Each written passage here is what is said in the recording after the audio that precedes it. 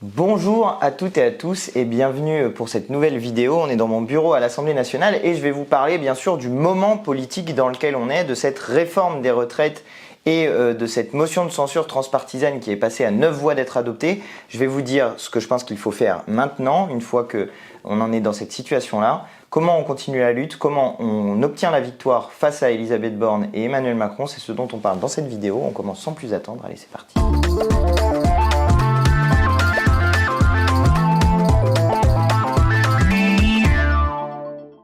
Vous l'avez vu, la motion de censure transpartisane que nous avions déposée avec le groupe Lyot, avec les écologistes, les socialistes, les communistes et puis nous, les insoumis, a frôlé la victoire. On était à 9 voix de la victoire sur cette motion de censure. C'est la première fois qu'il y a une motion de censure qui est aussi proche de passer sur un 49.3. Pour la petite histoire, quand il y avait eu le CPE, qui était lui aussi passé par 49.3, il avait manqué 111 voix pour pouvoir obtenir la victoire sur la motion de censure. Et pourtant, le CPE a été retiré à la fin parce que les mobilisations sociales ont continué. Et c'est précisément ce dont je vais vous parler dans cette vidéo-là. C'est comment faire pour obtenir la victoire, même quand il y a un texte qui est passé par 49.3, même quand la motion de censure n'est pas passée. Et là, honnêtement, on est dans une situation qui est vraiment un rapport de force extrêmement puissant pour le peuple français et un rapport de faiblesse qui est extrêmement puissant, lui aussi, justement, pour le gouvernement. Alors, on en revient aux faits. Cette motion de censure, il a donc manqué 9 voix. Il y a de nombreux républicains qui l'ont voté, pas assez malheureusement, il en manquait donc quelques-uns, moins d'une dizaine. Et le fait qu'il en manque moins d'une dizaine, eh bien ça accentue encore l'illégitimité du texte d'Elisabeth Borne. Parce que pourquoi on en est arrivé à cette motion de censure? Bien parce que le gouvernement a engagé sa responsabilité en utilisant le 49.3, qui est un outil ultra autoritaire de la Ve République, et qui dit que le texte de la réforme des retraites est adopté, sauf si on fait tomber le gouvernement et que donc une motion de censure est présentée. On a donc décidé collectivement de déposer une motion de censure transpartisane avec l'ensemble des partis politiques, moins le Rassemblement national, parce qu'il y a un certain nombre de gens qui ne voulaient pas signer avec le Rassemblement national. Quelle a été l'attitude du Rassemblement national vis-à-vis de ça? Ça a été presque de proposer une porte de sortie au gouvernement, parce qu'ils ont déposé leur motion de censure de leur côté, ce qui aurait pu être un moyen pour certains députés, les Républicains, de dire « moi j'ai voté la censure en votant celle du Rassemblement national » et de ne pas voter la motion de censure transpartisane et donc de passer d'une certaine manière à côté de la seule motion de censure qui pouvait l'emporter. Heureusement, aucun député républicain n'a fait ça, mais on retient quand même pour l'histoire que le Rassemblement national a fait ça, qu'il a littéralement proposé une autre porte de sortie au gouvernement. C'est pas la première fois qu'ils font ça, ils avaient déjà proposé une motion de censure dont ils savaient qu'elle serait perdue à l'issue de l'examen du texte et ils avaient offert, là encore, une porte de sortie au gouvernement, mais ça j'en ai parlé dans une vidéo précédente, donc je n'y reviens pas en détail, juste pour l'histoire, on s'en souvient. Et puis par ailleurs, aujourd'hui, mais je vais parler des violences policières, aujourd'hui, dans l'Assemblée nationale, eh bien, on a eu le Rassemblement national et la Macronie unis debout pour applaudir les policiers qui ont mené hier et dans les jours précédents une répression du mouvement social qui était absolument terrible et absolument violente. L'utilisation du 49.3 par le gouvernement, ça montre sa faiblesse. Il n'avait pas de majorité pour faire ce texte, donc le texte est profondément illégitime et c'est pas parce que il y a une motion de censure qui n'a pas été adoptée ensuite parce que la Constitution est prévue comme ça, ce n'est pas parce que la Constitution le prévoit comme ça que le texte est davantage légitime. Je le dis tout de suite, parce que là ils nous disent nous on respecte la démocratie, bah non, il peut y avoir une Constitution qui n'est pas démocratique. Et précisément, c'est bien la raison pour laquelle les insoumis combattent les institutions de la Ve République, parce qu'on n'est pas d'accord avec un mécanisme comme le 49.3, parce qu'on n'est pas d'accord avec des mécanismes qui restreignent le temps parlementaire, parce qu'on n'est pas d'accord d'une manière générale avec tous les mécanismes autoritaires. Et je prends souvent cet exemple-là, mais pour faire la différence entre ce qui est constitutionnel et ce qui est démocratique, eh ben dans la Constitution de la Première République, il y avait quelque chose d'ultra démocratique qui était l'article 35 de la Déclaration des droits de l'homme et du citoyen qui précédait la Constitution et qui disait quand le gouvernement viole les droits du peuple, l'insurrection est pour le peuple le plus sacré des droits et le plus indispensable des devoirs. Vous voyez quand même que la Constitution de la Première République qui a été fondée pendant la Révolution française de 1789 à 1794, vous voyez que là, c'est à la fois constitutionnel et ultra démocratique. Mais quand on dit 49.3 et fin du débat, c'est comme ça et c'est pas autrement, Ben, c'est constitutionnel parce que c'est dans la Constitution, mais c'est franchement pas démocratique. Et donc ce texte n'a aucune légitimité parlementaire. Vous avez peut-être vu dans les vidéos précédentes que j'ai fait, où j'ai essayé d'expliquer la stratégie des Insoumis. On vous remet aussi le lien de ces vidéos-là dans la description de la vidéo. Vous aviez vu que je vous disais que notre objectif à nous, les Insoumis, c'était d'empêcher le gouvernement de pouvoir se prévaloir d'une légitimité parlementaire. Depuis le début, c'était notre objectif. Nous avons gagné. Nous avons réussi sur ce point-là. Ce texte-là n'a aucune légitimité et j'en veux pour preuve le fait que quand le gouvernement a utilisé le 49.3, eh bien, il y a des dizaines, voire des centaines, voire des millions de gens qui sont allés manifester dans les rues spontanément dès que le 49.3 a été déclenché, ce qui était bien la démonstration que les gens considéraient que certes, le gouvernement passait en force, mais que ce n'était pas légitime de le faire. Et puis quand la motion de censure transpartisane a frôlé la victoire à 9 voix près, eh bien là encore, il y a des dizaines, des centaines de milliers, des millions de gens qui sont allés manifester spontanément dans les rues, ce qui montre encore une fois qu'il n'y a pas de légitimité parlementaire à ce texte-là, parce que quand il y a une opposition populaire qui s'exprime dans la grève, dans la rue, dans l'action, dans des manifestations spontanées, partout dans le pays, la légitimité démocratique, elle est là. La légitimité démocratique, elle est du côté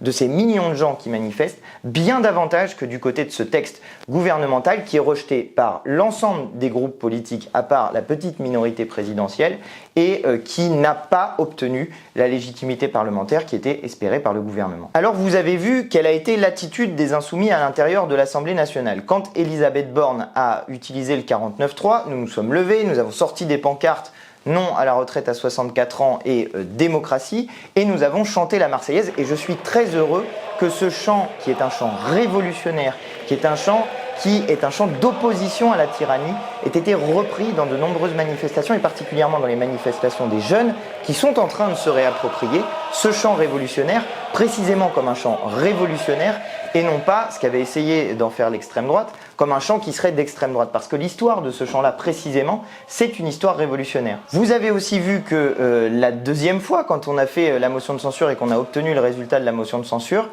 nous avions mis nos écharpes et pareil, nous avons brandi des pancartes, cette fois-ci avec un appel à l'action en disant « on continue, rendez-vous dans la rue » parce que nous expliquions depuis le début que de toute façon, avec les outils de la Ve République, et nous avons eu raison sur ce point, avec les outils de la Ve République, Emmanuel Macron avait la capacité de faire passer ce texte. À la limite, on a presque failli se planter sur ce point-là parce qu'on a failli avoir une motion de censure adoptée. Et ça vraiment, c'était au début de l'examen du texte, c'était inenvisageable qu'il y ait une motion de censure qui frôle la victoire à 9 voix près. Réellement, personne n'aurait pu prévoir une telle situation. Mais nous avions au final raison sur notre analyse qui est que de toute façon Emmanuel Macron avec les outils de la Ve République pouvait réussir à faire passer ce texte et que le moyen d'obtenir le retrait de cette réforme des retraites, c'était qu'Emmanuel Macron, le monarque présidentiel, lui-même finisse par se dire « bon bah ça commence à coûter trop cher au patronat, c'est trop le bazar dans le pays, donc je retire ma réforme des retraites » et que donc le moyen d'obtenir ça, c'était précisément d'être fort dans la grève, fort dans la lutte, fort dans l'action, fort dans les manifestations et de montrer une détermination sans faille.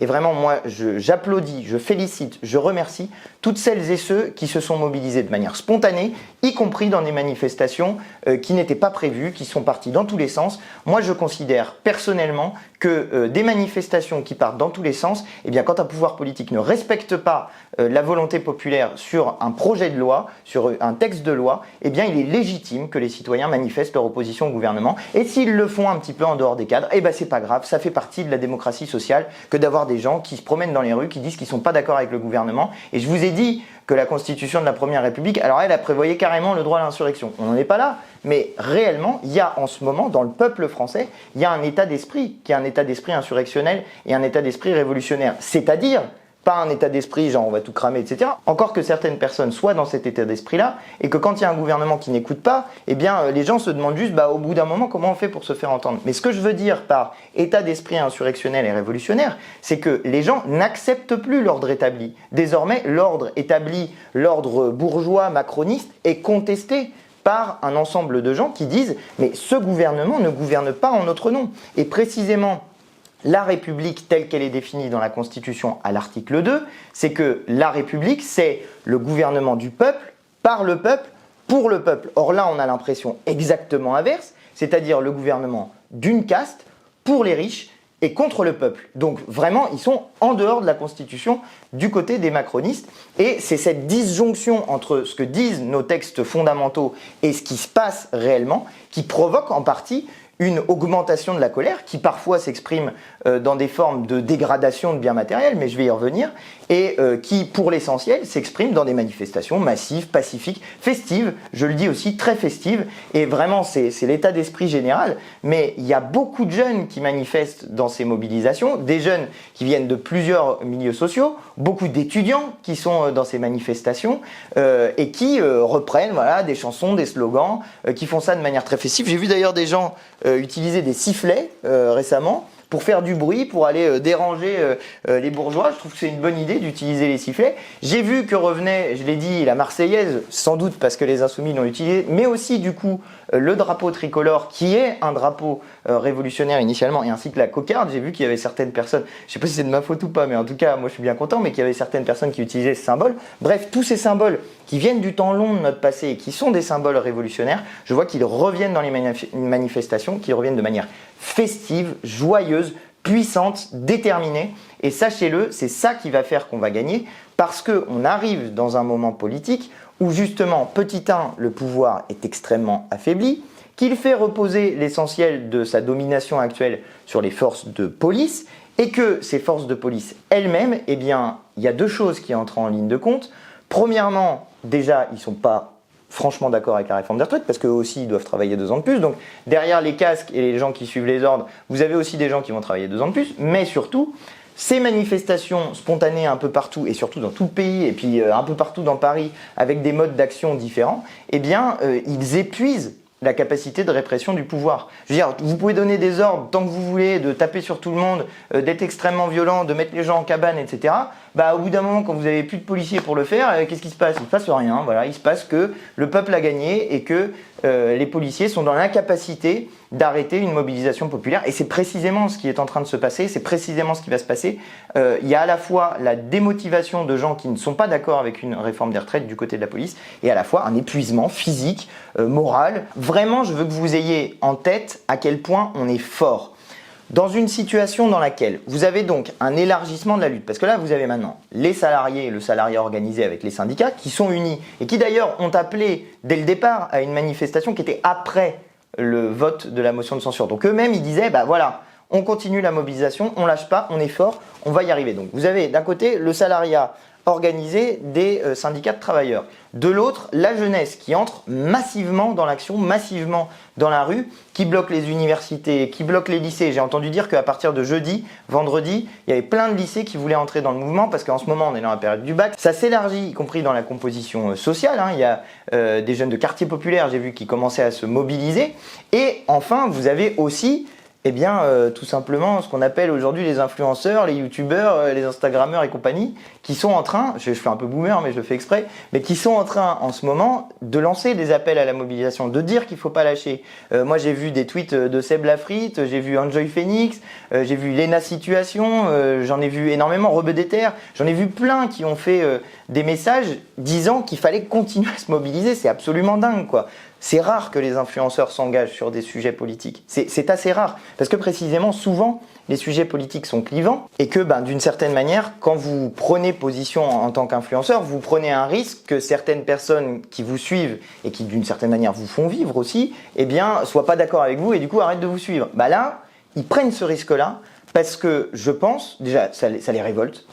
Vraiment, ça provoque un effet de révolte totale, ce texte de la réforme des retraites. Mais surtout, ils savent et ils ont raison que l'intégralité de la population française est opposée à cette réforme des retraites. Donc vous voyez, on se sent tellement fort, on est tellement unis que rien ne peut nous arrêter tant que nous ne cédons pas dans la lutte. Et vraiment ça c'est la chose que je veux vous dire aujourd'hui, c'est le message que je veux vous envoyer, que je veux vous faire passer. On est fort, on est puissant, on est les plus forts et les plus puissants, et face à nous, il y a une petite caste et un petit nombre de personnes, c'est vraiment pas grand monde, qui s'acharnent et qui reposent à la fin sur une seule personne, complètement en dehors des réalités, qui comprend absolument pas où on en est et qui utilise donc la répression policière pour faire face au mouvement social. Il faut bien que vous voyez que le fait que le pouvoir macroniste utilise la répression policière en ce moment, c'est aussi un potentiel affaiblissement de ses propres bases politiques. Parce que ces bases politiques, sont d'accord, globalement, pour faire la réforme des retraites. Ils ne sont pas beaucoup, mais ils sont d'accord pour faire la réforme des retraites. Une partie d'entre elles, en tout cas. Mais ils ne sont pas d'accord, comme c'est des libéraux, ils ne sont pas d'accord pour qu'on s'en prenne aux libertés publiques. Le libéralisme, normalement, c'est ça. Libéralisme économique, libéralisme sur les libertés publiques, et donc une forme de liberté, de laisser faire d'une certaine manière, y compris de la contestation, précisément. Ça fait partie aussi de l'éthique, normalement, du libéralisme. Là, on n'est plus dans ça. Là, on est dans l'autoritarisme. On est dans une manière de gérer la politique qui est c'est comme ça, c'est pas autrement. Et quand vous n'êtes pas d'accord, on vous envoie la police qui reçoit des ordres de violence. Et franchement, la violence, c'est pas de la petite violence, c'est des beignes, des gens qui sont frappés. Moi, j'ai vu un policier faire un tir tendu en disant tiens, ramasse tes couilles, et je dirai pas la suite parce que c'est des propos homophobes, mais voilà ce qui a été dit par un policier. On a vu des policiers tenir des propos extrêmement choquants et avoir des actes extrêmement choquants avec des jeunes étudiantes. Andy Kerbrat a d'ailleurs posé une question sur le sujet et la réponse de Darmanin, franchement, c'était à vomir, mais vraiment à vomir. Et voilà la situation dans laquelle on est. On a un pouvoir libéral qui, normalement, ne doit pas faire ce genre de choses. Quand vous êtes des libéraux, normalement, vous ne faites pas ce type de violence-là. Alors, dans l'histoire, les libéraux, vous inquiétez pas, à chaque fois qu'il a fallu être violent, ils ont été violents quand il s'agissait de défendre les intérêts du capitalisme. Mais là, ils sont en train d'utiliser des forces de répression sur le sujet des libertés publiques précisément. Et ça, c'est un énorme problème, y compris pour des libéraux. Et les images que vous voyez en ce moment, eh ben, c'est exactement les images que eux dénonçaient à propos du Venezuela ou de la Russie. Et c'était même souvent moins violent au Venezuela et en Russie. Et les gens qui étaient en face au Venezuela notamment, c'était des gros fascistes armés. Donc c'était quand même pas tout à fait la même situation politique que celle d'une jeunesse qui est mobilisée pour défendre des droits sociaux et notamment s'opposer à une réforme des retraites. Dernière chose que je voulais vous dire au sujet de la violence, et j'insiste sur ce mot-là, c'est que dans les médias, vous entendez qu'on nous dit « Ah là là, mais les policiers luttent contre les violences » et dans violence, ils mettent le fait de brûler des poubelles ou de casser des vitrines. Et eux, ils ne qualifient jamais de violence le fait que des policiers frappent à coups de matraque, donnent des coups de poing ou aient des actes qui sont absolument violents et scandaleux, comme nasser des jeunes pendant 3 heures et à la fin les emmener au poste sans aucune charge à la fin contre eux et les relâcher. Ça s'appelle juste une arrestation arbitraire. Hein. Une partie de la Révolution française, on l'a faite contre ces arrestations arbitraires. Je tiens quand même à le rappeler. Et l'article 66 de la Constitution dit d'ailleurs que nul ne peut être arbitrairement détenu. Retenez cet article de la Constitution. Nul ne peut être arbitrairement détenu. Article 66 de la Constitution. Retenez-le bien pour le dire si jamais un policier vous arrête d'une manière arbitraire. Donc là, ils nous font ça. Ils nous disent, bah regardez, les violents sont dans la rue, ils mettent le feu aux poubelles, ils cassent des vitrines, etc. Je ne suis pas d'accord avec cette manière de présenter les choses. Je le dis très clairement et sans barguigner. Il n'y a pas de violence dans le fait de dégrader des biens. Ce n'est pas une violence qui s'exerce contre des individus. C'est un acte illégal et on n'est pas forcément d'accord avec le fait de faire ce genre de choses parce que, pour moi, à mon avis, il y a certaines personnes qui peuvent rester en dehors de la mobilisation en se disant bah, « ça va être dangereux ». Et à mon avis, à moi, eh bien, il faut qu'on essaye, je vous l'ai dit, d'accueillir toujours plus de monde et de faire venir toujours plus de monde. Mais en tout cas, je ne mettrai jamais sur le même plan le fait d'aller brûler une poubelle ou de casser une vitrine et celui de casser la figure littéralement à un manifestant qui est en train de défendre ses droits et de se battre pour ses droits. Je l'ai déjà dit, je le redis, je considère que le peuple français en ce moment est en état de légitime défense sociale vis-à-vis d'un pouvoir autoritaire, monarchique, violent, brutal, qui s'en prend à ses droits et qui, quand les individus sont en révolte contre cet autoritarisme et cet arbitraire, eh bien s'en prend physiquement aux manifestants, en les frappant, en les battant, en les nassant et en les envoyant au poste de police pour les incarcérer pendant une journée, pendant 24 heures, alors même que la plupart ressortent à la fin sans charge. Moi j'ai vu un chiffre scandaleux, 290 personnes arrêtées, 280 personnes qui ressortent à la fin parce qu'on n'a rien contre elles. Voilà, ça s'appelle une arrestation arbitraire, ça n'a pas sa place dans une république et je tenais à ce que ça soit dit ici. Alors maintenant, que faire? Comment on fait pour emporter la lutte, pour emporter la victoire? Premier point, on se mobilise. Deuxième point, on va soutenir celles et ceux qui sont sur des piquets de grève. C'est le plus important. Vous allez aider, vous passez, vous restez un moment, vous amenez des chouquettes, tout ce que vous voulez, des trucs qui aident les gens à tenir. Et si vous avez un peu de sous, eh bien, vous donnez des sous à la caisse de grève, soit directement en filant un petit billet, soit vous pouvez donner à la caisse de grève de la France Insoumise. On a déjà récolté plus de 500 000 euros. Je crois qu'on approche des 600 000 euros. On vous met le lien dans la description de cette vidéo. Mais on a récolté une somme d'argent qui est considérable et qui fait tenir des grévistes dans la durée. Et puis enfin, le dernier point à mon avis pour continuer l'action, c'est aussi de préparer la victoire et de continuer à anticiper notre ligne de conduite dans la suite. Là pour l'instant, on est sur un mot d'ordre clair, identifié, simple, efficace. Retrait de la réforme des retraites, c'est sans discussion. Mais je suis convaincu du fait qu'on va gagner. Et je pense vraiment qu'à la fin des fins, Emmanuel Macron sera obligé de céder et que chaque jour qui passe renforce le mouvement social, renforce l'opposition à son projet de loi et que donc à la fin des fins, il sera obligé de céder. Mais une fois qu'il aura cédé sur ça, vous inquiétez pas, derrière, il va céder sur le reste. Donc, on peut d'ores et déjà commencer, y compris en faisant des pancartes, à aller revendiquer un certain nombre d'autres choses, à commencer, je pense, moi, à mon avis, c'est la mesure d'urgence la plus urgente, mais le blocage à la baisse des prix de l'alimentation, des loyers, de l'électricité, du gaz et de l'essence, ça me semble être la première des priorités. On arrête les super profits et on permet aux gens de vivre dignement de leur salaire. On augmente aussi les salaires, ça c'est la deuxième revendication, augmentation des salaires et notamment passage du SMIC à 1 600 €. Et il me semble aussi qu'il y a des mesures indispensables à prendre pour les étudiants comme le Crous, le repas au Crous à 1 €. Vous savez, c'était une proposition de loi qui avait été portée récemment. Elle a frôlé la victoire à une voix près et mon camarade Louis Boyard avait d'ailleurs dit quels étaient ceux qui n'avaient pas voté sur cette proposition de loi. Et puis enfin la dernière revendication, et là ça va faire le lien assez direct avec le mouvement des Gilets jaunes, c'est la revendication démocratique, c'est le passage à une 6e République. Tout ça, à mon avis, moi c'est l'impression que j'ai en tout cas, tout ça est contenu dans la colère populaire qui s'exprime en ce moment. Et je pense qu'il est bien qu'on formalise ce qu'on est en train de demander.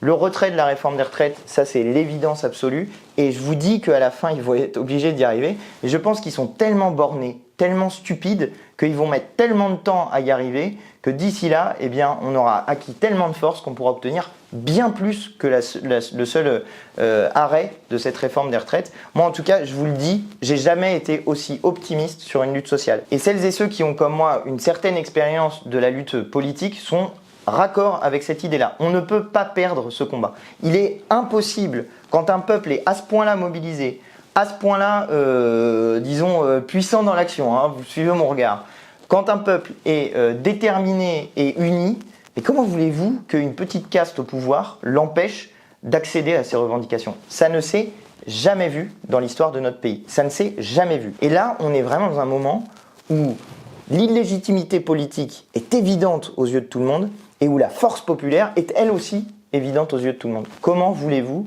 que Macron ne cède pas à la fin? Voilà, la question est ouverte. Moi j'ai déjà la réponse. Il va céder. Il ne peut que perdre et on ne peut que gagner. Et pour le résumer d'un mot simple, là où il y a eu une motion de censure qui n'est pas passée, eh bien désormais, il faut mettre une motion de censure populaire. C'est la censure populaire contre ce gouvernement qui est en train de s'exprimer dans la rue, dans l'action, dans la grève.